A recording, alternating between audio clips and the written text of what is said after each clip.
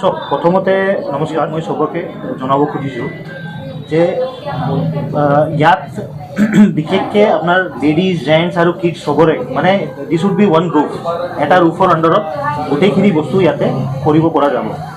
Second আপোনাৰ আমাৰ যিটো USP হৈ গ'ল সেইটো হৈ গ'ল যে ইয়াতে ধৰক যেনেকৈ আমাৰ বছৰকীয়া কালেকশ্যন এটা ডেভেলপ হয়, তো সেই কালেকশ্যনৰ ভিতৰতো আপোনালোক সেইবিলাকত কি হয় আমাৰ ডিজাইন আমাৰ ক্ৰিয়েশ্যন সেইবিলাক আহে।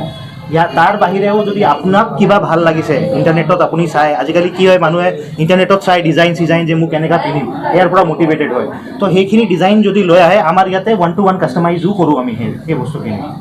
চ' এনেকুৱা হৈ গ'ল যে আমাৰ ক্ৰিয়েশ্যনছৰ পৰাও আপোনালোক চাব পাৰে, আপোনাৰ নিজৰ ক্ৰিয়েশ্যন আনি কেনে আমি সেইটোও বনাই দিব পাৰোঁ।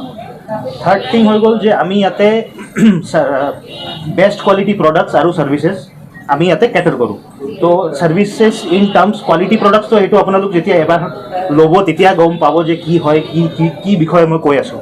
আৰু যি ছাৰ্ভিচৰ যেতিয়া আহে তেনেহ'লে সেইটো সময়ত আপোনাৰ যেনেকৈ প্ৰেগনেণ্ট উমেনছ হৈ গ'ল বা আপোনাৰ অলপ বয়সীয়াল এজিড পাৰ্চনছ হৈ গ'ল যোন ইয়ালৈকে আহিব নোৱাৰে, তো সিহঁতৰ ধৰক ল'ৰা ছোৱালী আহি কেনে ইয়াতে চিলেকশ্যন কৰে, কিন্তু মেজাৰমেণ্টৰ এটা সমস্যা থাকে, মেজাৰমেণ্টৰ বা ট্ৰায়েলৰ সমস্যা এটা থাকে। তো সেইখিনিৰ কাৰণে আমি যিটো আমাৰ পল্টন বজাৰৰ পৰা খানাপাৰালৈকে যিটো ষ্ট্ৰেচ আছে, এইটো ষ্ট্ৰেচৰ ভিতৰত আমি যিকোনো মানুহে যদি সেনেকুৱা কিবা এটা ৰিকুৱাৰমেণ্ট থাকে তো আমাৰ ইয়াৰ পৰা টেইলাৰ যায়, তো সেইখিনি ছাৰ্ভিচটোকে আমি ৰাখিছোঁ। তো these are the 3 USPs which we generally cater through this. লগতে আগাজ নামৰ আপোনাৰ এটা ছ'চিয়েল ৱৰ্ক আৰম্ভ কৰিছে, কি ক'ব? চ' থ্ৰু আগাজ এটা নতুন এটা শ্ব'ৰুমৰ লগত আমি ভাবিলোঁ why not to start something which also' touches our soul. So' আমি আগাজ মানে হৈ গ'ল এটা ষ্টাৰ্টিং, এটা বিগিনিং।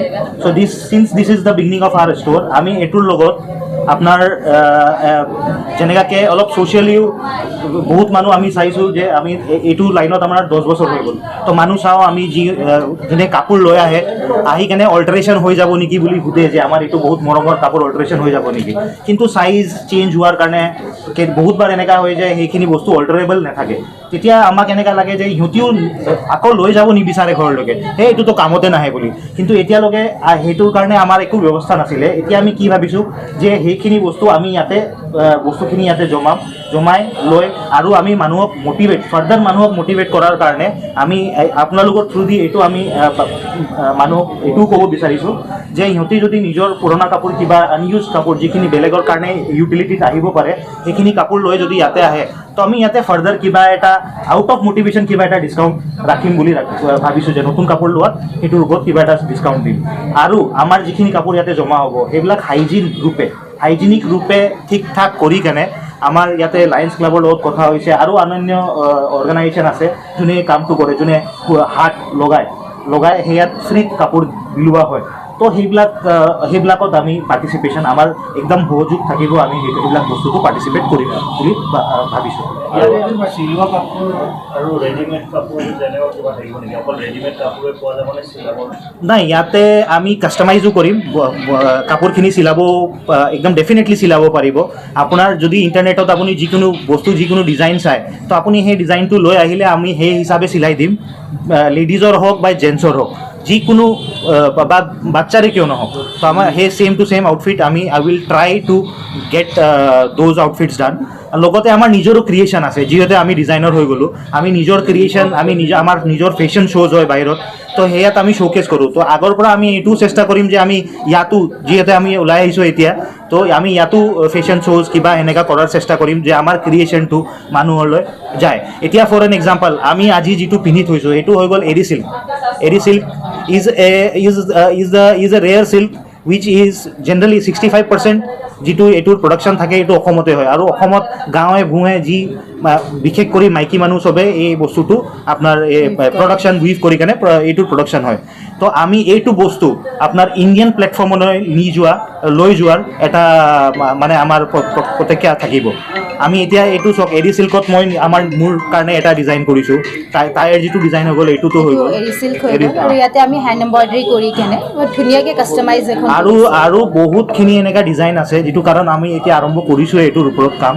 তো অহা সময়ত আপোনালোক আৰু বহুত কেইখন ডিজাইন পাব এৰী চিল্ক মানে ফেব্ৰিক বেছটো এৰী চিল্কৰ ওপৰত। আৰু আমি আমাৰ ৱেবছাইট এটাও আহি আছে ভেৰি চুন। চ' সেইটোতো আমি এৰী চিল্কটো প্ৰমোট কৰিম, যিহেতু আমি ইয়াৰ যিটো আমাৰ বিশেষতা আছে তো সেইটো আমি আগলৈ প্ৰমোট কৰিব পাৰোঁ।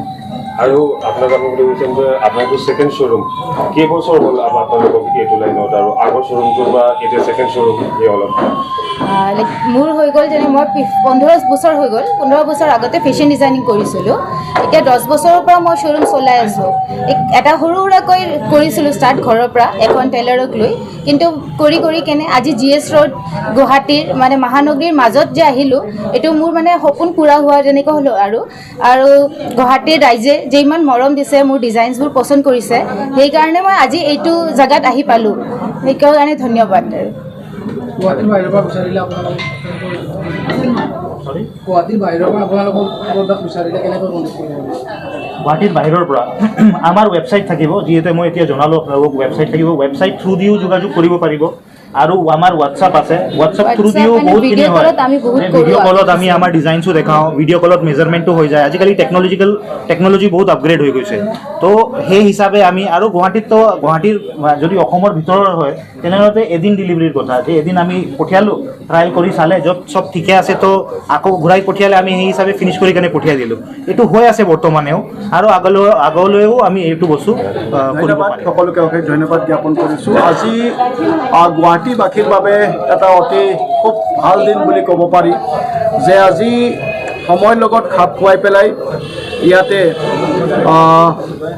নটছ নামেৰে যি এটা প্ৰতিষ্ঠানে আজি ইয়াতে আমি অলপ আগতে শুভ উদ্বোধন কৰিলোঁ।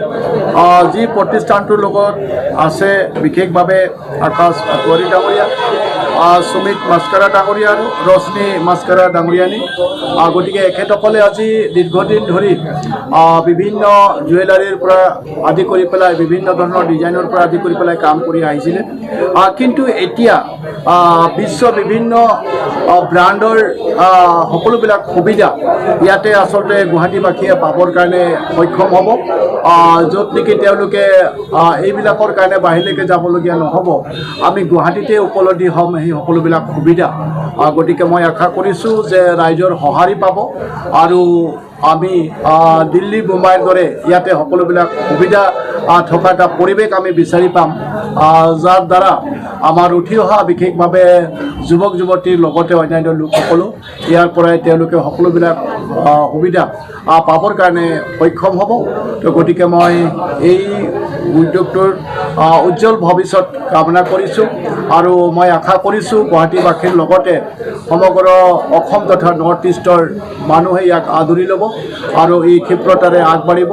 মই তাকে কামনা কৰিলোঁ। ধন্যবাদ।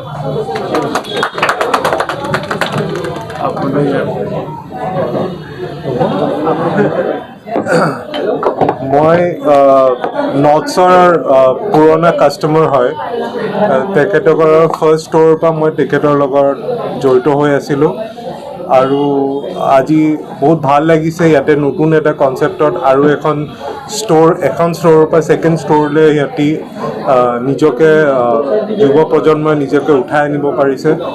মই আকাশ, সুমিত, ৰশ্নি তিনিজনকে শুভেচ্ছা জ্ঞাপন কৰিলোঁ।